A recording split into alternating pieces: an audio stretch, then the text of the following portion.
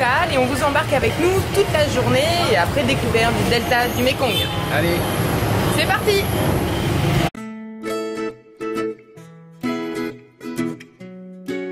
Donc ça y est, on est dans le bus. On espère que c'est le bon parce qu'en fait on a changé, on avait pris les billets hier, ils nous ont changé de compagnie, on a changé de bus et à voir comme ça, il va pas où on veut mais on devrait être largué en plein milieu. Il a froid, hein. On dirait un schtroumpf.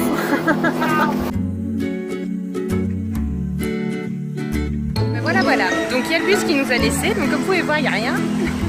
Il nous a dit qu'il nous avait appelé un taxi. Donc en fait, on est bien à Avignon, ça c'est bon. Le bus qu'on avait pris en fait allait beaucoup plus bas et ils nous ont laissé sur une station-service.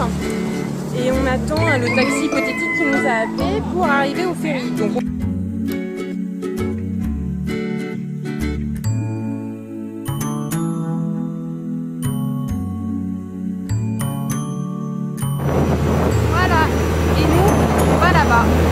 la homestay elle est dans le coin là-bas.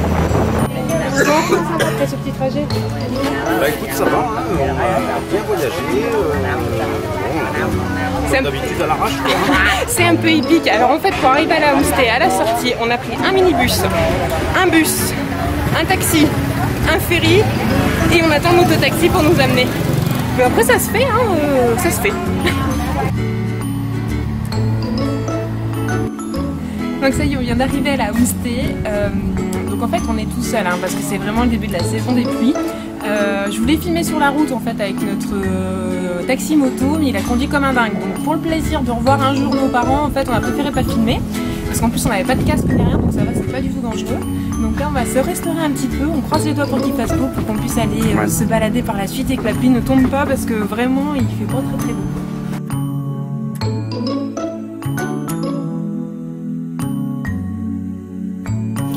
Donc là c'est notre éléphant fish qu'on va manger.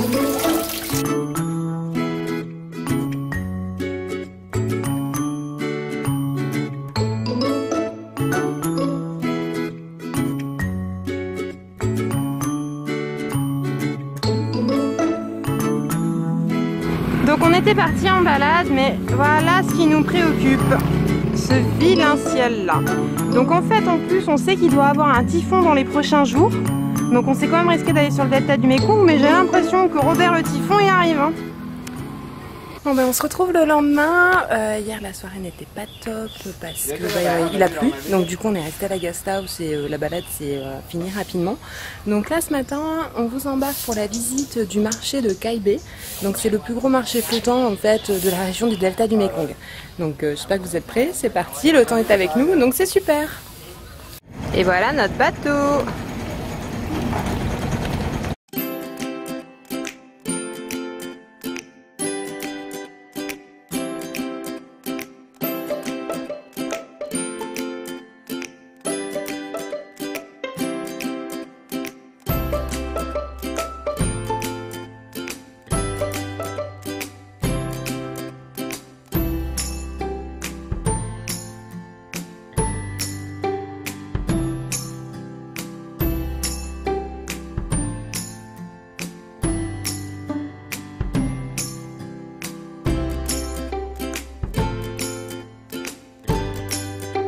Là c'est la petite dame qui va ramer en fait pour nous, bon, chacun son boulot on va dire, mais elle va nous amener dans les méandres du delta.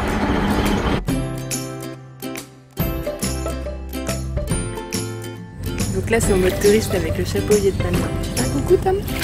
C'est super, j'adore le delta. C'est super, oui, on a la petite dame.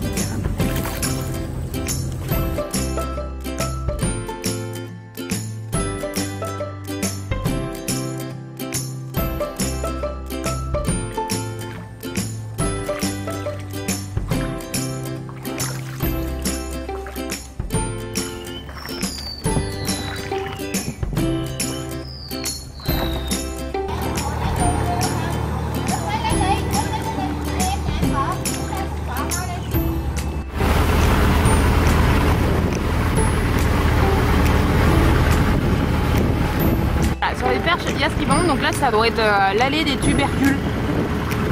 Parce que ça vend du navet. Qu'est-ce que c'est ça? Ça doit être des gros radis. Enfin, c'est beaucoup de racines en fait là. En fait, sur les gros bateaux, ces bateaux-là, ceux-là, les gens vivent dedans. Hein. Donc, ils font les lessives, à manger, ils dorment et en même temps, bah, c'est leur lieu de commerce. Cette dame, elle a une belle échoppe. Hein. Des fruits, des fruits, des fruits. En fait, c'est pas... on pensait que c'était un marchand de fruits, mais non, c'est un café ambulant. Donc, on va rentrer. Et pomelo. Donc là du coup c'est la pause café au café du coin. Hein. Ça sent super bon, il y a plein de fruits. Enfin, après on a bien mangé ce matin donc on va pas manger des fruits mais ça c'est super. Hein. Donc en fait là on a les gros pamplemousses. Ça je sais pas ce que c'est. Ah ouais une mangue. Donc là elle nous offre un petit bout de mangue qui a l'air super bon. Donc on a les chum-chum. Là c'est les petites pommes, c'est comme des pommes d'api. Qu'est-ce qu'on a d'autre comme fruits? Ah oui, ça là, ça ressemble à des litchis. Ça a le goût du litchi, c'est à peu près pareil, sauf que y a un noyau qui est énorme, donc il y a un peu moins à manger. Et là on a la petite dame qui coupe une noix de coco pour notre chauffeur qui est là. Donc on a quitté le bar de The Place to Be de Caïbé quoi, c'était un peu ça. Le bar à mamie de Caïbé, bon c'est quand même un petit peu la trappe touriste hein, parce que bon les cafés sont assez chers, on a pris 2 cafés, c'était 30 fricons chacun. Là on a pris aussi une petite barquette de pomelos parce qu'il faut bien faire marcher de commerce et en plus c'était super bon. C'est 20 000, non elle voulait 30 000, on lui a donné 20 000 et c'est passé. Donc bon, c'est la petite, promenade à touristes mais ça fait quand même super plaisir parce que c'est extraordinaire d'aller boire un café en plein milieu d'un bateau, en plein milieu d'une ville sur l'eau, enfin, c'est quand même extraordinaire.